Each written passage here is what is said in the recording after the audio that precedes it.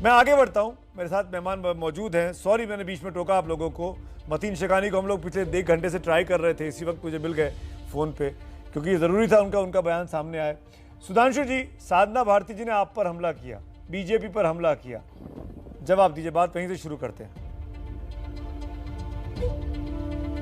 हाँ, पहले हम कहते देखिए मतीन शेखानी जी बेचारे उस समय जोशो जुनून में उनके मुंह से निकल गया, उनकी टीआरपी बढ़ी और बाकी 14 लोग उनके समर्थन के लिए भी नेता बयान देने लगते हैं। हकीकत जानते क्या है? ऐसा बढ़िया भाईचारा है इस देश में कि मतीन शेखानी जैसे लोग भाई हैं और बाकी सब बिरादरियां चारा हैं। और ये मैं क्यों कह रहा हूं, जो साधना जी ने कहा उसके आधार पर कह रहा हूं। जानते इस देश में कैसा बढ़िया साधना जी आपकी सरकार में भाईचारा था कि सारी मंदिरों की संपत्ति सरकार की और सैलरी मौलवियों को, और मौलवियों को सैलरी सिर्फ यही नहीं मिलती है पूजा पाठ नमाज करवाने के लिए, उसके लिए अब देखिए आप बोल रही थी, मैंने कोई डिस्टर्ब नहीं कहा। अरे साहब, ये जो लोग अजान कराते हैं उनके लिए भी मिलती है। 18,000 रुपए मौलवी की सैलरी, 10,000 उसके असिस्टेंट की। तो अजान लगवाने के लिए, यानी बाकी बिरादरियों को सुनाने के लिए कि एक ही लायक है, जिसका इनडायरेक्ट मीनिंग हो गया बाकी सब नालायक है। तो इसलिए आप लोग उनको देते थे। सुंदर भाईचारा था इस देश में। 3 सवाल एक पूछना है मुझे। इस देश में सरकार के बाद सबसे ज्यादा अगर जमीन है तो वक्फ बोर्ड के पास के है।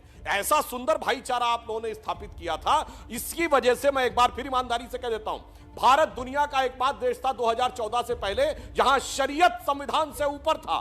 यदि सर्वोच्च न्यायालय शरीयत में आड़े आएगा तो संविधान में संशोधन करके शरीयत में ला दिया जाता था। यह सिर्फ मुस्लिम देश में होता था। अन्यथा साधना जी, दुनिया का एक सेकुलर देश बताइए जहां मौलवियों को तनख्वाह मिलती हो, जहां शरीयत को कॉन्स्टिट्यूशनल वैलिडिटी। जवाब दीजिए साधना जी, बड़ी बात कह रहे हैं। सिर्फ आपकी सरकार में था। 2014 से पहले देश साधना जी अपीजमेंट, मुस्लिम तुष्टीकरण की बात कर रहे हैं, सीधा इल्जाम। नहीं, देखिए, इल्जाम लगाने को तो मैं इन पे भी कई इल्जाम लगा दूं, लेकिन मैं इनसे सिर्फ एक सवाल पूछना चाहती हूँ। सत्ता में आपने पूछा था, मैंने मोदी जी को बीच में क्यों ले आई? जिस देश के, हमारे देश के आदरणीय प्रधानमंत्री जिस पार्टी से ताल्लुक रखते हैं, उसी पार्टी की सरकार मध्य प्रदेश में, वर्तमान में बालाघाट में बैठी हूँ। यही की एक बात बता देती हूँ। एक गौ रक्षक शिव भक्त हिंदू बेटे लोधी डाली दमाई की हत्या विश्व हिंदू परिषद की गौ तस्कर गुंडों ने इसलिए कर दी क्योंकि वो उनकी गौ तस्करी के बीच में आ गए। अभी तक एक भी भाजपा ने आवाज नहीं उठाई। कहते सुधांशु त्रिवेदी जी, इस बात पर आदरणीय सुधांशु त्रिवेदी जी, आप वरिष्ठ प्रवक्ता हैं, यहाँ कहकर जाइए कि अभी बालाघाट में बुलडोजर फेरा जाएगा उन विश्व हिंदू परिषद के गौ तस्कर गुंडों के घरों में, जिन्होंने लोधी डॉली दमाई को उसके घर से बाहर निकालकर उस शिव भक्त और उस गौ रक्षक को जान से मारने का काम किया। मैं आपसे लगातार पूछती रही, आप कहते रहे हम राम भक्त हैं, हम राम भक्त हैं। मैंने पूछा कि राम की तुलना जिन्होंने राम से की, उनको नरेश अग्रवाल को राज्यसभा पहुंचा दिया। जिन्होंने माता कौशल्या के सतीत्व पर प्रश्न उठाया, ऐसे संजय निषाद जी को आपने कैबिनेट मंत्री बना दिया।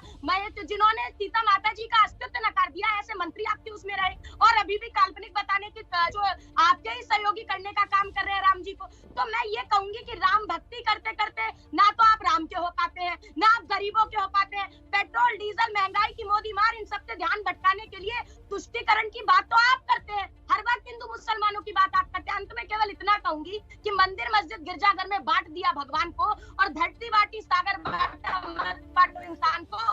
हिंदू कहता मंदिर मेरा राम कृष्ण का धाम है, और मुस्लिम कहता मस्जिद मेरी अल्लाह का मुकाम है। तो आज दिल की रंजिशें मिटा के सबको आगे आना पड़ेगा। और ये जो कहीं ना कहीं किताब, हिजाब, अली, बजरंग बली, शमशान, कब्रिस्तान और अब अजान, और आपने सारी बातें बोली साधना जी, मैंने बिल्कुल नहीं टोका।